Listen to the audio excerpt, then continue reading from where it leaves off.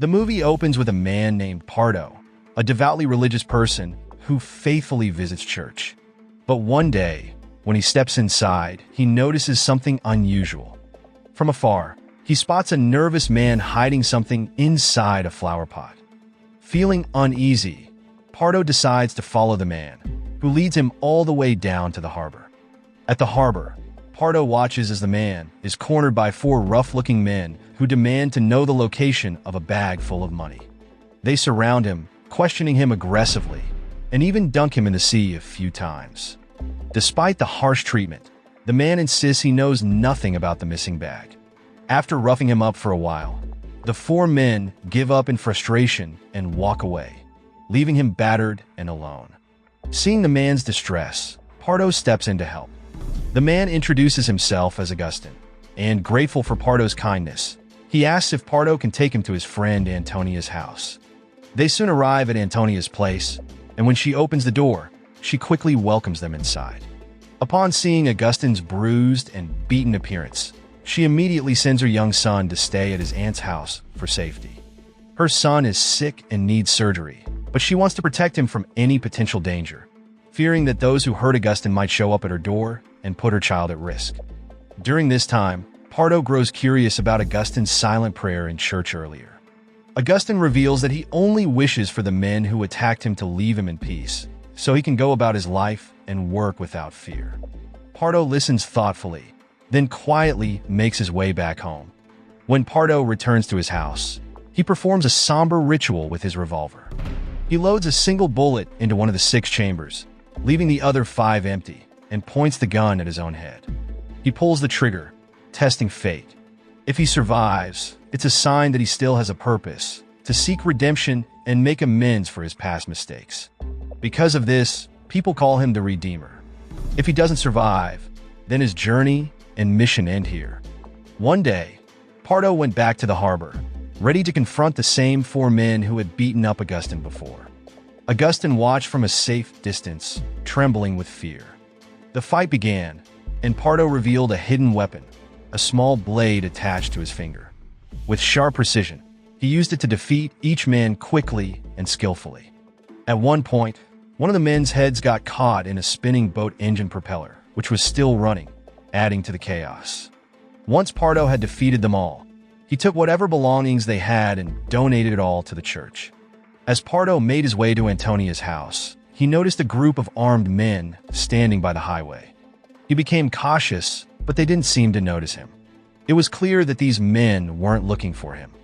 Once at Antonia's house, Augustine pleaded with Pardo to protect him from these gunmen. Augustine confessed that the bag he'd thrown away a few days earlier actually belonged to a powerful drug lord. Pardo agreed to help him, but only if Augustine promised that the money would be returned to its rightful owner. Augustine accepted the condition. To avoid the drug gang, Pardo decided to hide Augustine and Antonia somewhere safe. They all got into his car and drove to a secluded beach, where they took shelter inside a hidden cave. In a daring move, Pardo approached the drug dealer gang and offered to reveal the bag's location, on one condition: they would have to leave the city once they retrieved it. The gang leader, Piedra, was suspicious and didn't trust Pardo's story right away, so he decided to verify it himself. Pardo pointed his gun at the gang members and told them the bag was hidden in a church. Eager to find the money, Piedra gathered his men, and they hurried to the church. But even after thoroughly searching every corner, they came up empty-handed. Furious at being tricked, Piedra called his men who had been watching over Pardo and ordered them to kill him. But before they could follow through, Pardo sprang into action, attacking Piedra's men with swift and powerful moves. Even though he was outnumbered and the others were armed, Pardo managed to fight his way through, taking down every one of them in an intense battle. Soon after, Piedra returned home and was shocked to find all his men dead. Panicked, he rushed to his boss, Steve Braddock, to report what had happened.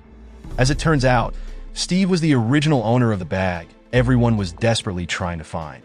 Meanwhile, after dealing with Piedra's men, Pardo made his way back to the cave where Augustine and Antonia were hiding. When he arrived, he found them surrounded by piles of cash, busy counting the money. At first, Pardo was stunned by the sight, But he quickly realized that Augustin had reclaimed the bag Pietro was after to help Antonia pay for her son's medical treatment. Pardo, however, was determined to return the bag. Antonia pleaded with Pardo to let them keep the money, hoping he would understand. But Pardo remained firm. He was set on returning it to its rightful owner, Pietro. On his way, Pardo began to feel a deep conflict within himself. Memories of his own family, his wife and children, flooded his mind, and he felt torn. He eventually pulled the car over to gather his thoughts. After reflecting, he decided to turn back, returning to the cave to hand the money back to Augustin and Antonia. While there, he performed his personal ritual of Russian roulette, placing a single bullet in the gun's chamber. This time, he survived once again. Pardo soon started investigating the drug dealer gangs, observing their movements and learning how their operations worked. One day, he trailed a car that led him to a hidden drug factory. From a safe distance, he observed the activity there, gathering valuable information. But as he left, the gang realized he was spying on them, and Pardo unknowingly drove right into a trap. While heading toward a warehouse, Pardo's car was ambushed, bullets hitting it from all sides. A fight broke out between him and one of the gang's toughest enforcers. The man was incredibly strong, giving Pardo a fierce challenge. But after an intense struggle, Pardo defeated him with a powerful kick that ultimately killed him. That night, Pardo returned to the cave to rest, worn from the battle. Antonia came to speak with him, gently placing her hand on his back. The touch triggered memories of his painful past with his wife and the horror they endured together. Years ago, Pardo and his pregnant wife had been kidnapped by a ruthless man named Alacrin, known as Scorpio. Alacrin tortured and hurt Pardo's wife right before his eyes, showing no mercy. In that unbearable moment, Alacrin forced Pardo into an agonizing choice.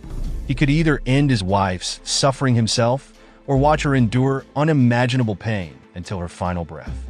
Helpless, Pardo pointed a gun at his beloved wife, making the heartbreaking decision to end her life to free her from the cruelty she was facing. The memory haunted him, a painful reminder of the impossible decision he had once been forced to make. Now, in the present, Pardo drives steadily toward the drug dealer's headquarters, focused and determined. Meanwhile, back in the hidden cave, Augustin tries to escape using a small boat he'd tied near the harbor. His plan was to slip away unnoticed and leave the city for good. But just as he climbs into the boat, Alacrin's men spot him. Forced to abandon his escape, Augustin dives into the water and swims back to the cave. To his horror, he finds that Alacrin himself is waiting nearby, ready to confront him. At the same time, Pardo has arrived on foot, armed and ready to storm a drug factory. He takes aim at the guards by the gate, firing shots to clear his way. With fierce determination, he charges into the factory, and a chaotic gunfight breaks out. Moving through the building, he encounters a guard in one of the rooms and engages in intense hand-to-hand combat. After a series of powerful punches, Pardo finally overpowers his opponent and continues his mission. Pardo then heads upstairs to the office where the mafia boss is located. The office is in disarray, with bullet casings scattered across the floor. As he approaches the boss's chair, he notices something strange. The boss is sitting unusually still, almost frozen in place.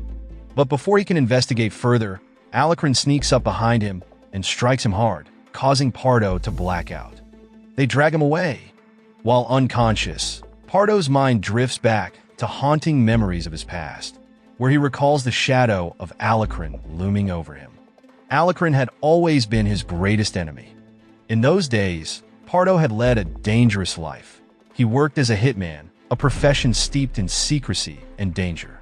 Once, he was hired to assassinate Alacrin in his own home. But Alacrin was not an easy target, and their battle took a tragic turn. Just as Pardo fired his weapon, Alacrin's young son unexpectedly ran into the room, and the bullet hit him instead. Alacrin, who deeply loved his son, was overcome with rage and grief, vowing never to forgive Pardo for taking his child away. When Pardo regained consciousness, he found himself near the church by the beach, just as Alacrin was preparing to pull the trigger. He looked around and saw Augustin and Antonia close by, both filled with terror. Alacrin threw a gun to Augustin, and commanded him to end his own life. When Antonia screamed in horror, Alacron shot her in the leg to silence her. While Alacron was momentarily distracted, Augustin bravely tried to aim the gun at him, but Alacron noticed quickly and shot Augustin in the head. With cold cruelty, Alacron then turned to Antonia, forcing her to pick up Augustin's gun. He made her hold it with shaky hands, pointing it at her own head. Watching this scene, Pardo's thoughts went to his wife and the pain he had endured. Gathering his courage, Antonia suddenly turned the gun toward Alacron, and at that precise moment, Pardo kicked Alacron's gun out of his hand, sending it flying across the sand. A fierce one-on-one battle broke out between Pardo and Alacron in front of the church. Both men were skilled fighters, exchanging powerful punches and kicks. They were evenly matched, each determined to win. After an intense struggle, Pardo finally managed to overpower Alacron. Alacron lay defeated, still alive but weakened and unable to fight back. But Pardo chose to spare his life. In the final moments, Pardo looked at Alacron and urged him to change his ways, to leave his life of crime and seek redemption. He hoped Alacron would one day walk the same path he had taken to fight against wrongdoing. Pardo told him that if he could truly turn his life around, maybe someday he would be able to reunite with his son in peace. So the moral of the story is, if you're planning to turn your life around, maybe don't wait until someone's kicking the gun out of your hand at a church.